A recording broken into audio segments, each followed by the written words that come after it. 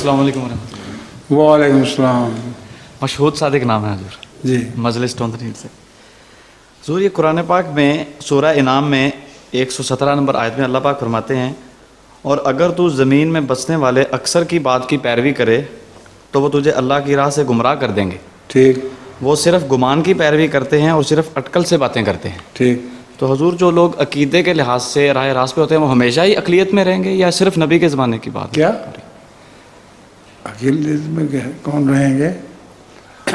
سوال نہیں سمجھا۔ ہاں جی، میرا سوال یہ تھا کہ جو لوگ عقیدے کے لحاظ سے راہ راست پہ ہوتے ہیں ٹھیک، وہ پھر ہمیشہ ہی دنیا میں اقلیت میں رہتے ہیں یا صرف یہ نبی کے زمانے کی بات؟ نہیں، ہمیشہ اقلیت میں رہتے، بالآخر اکثریت میں آ جا کرتے ہیں، لیکن اکثریت میں آنے کے بعد پھر وہ گمراہ ہونے شروع ہو جاتے ہیں۔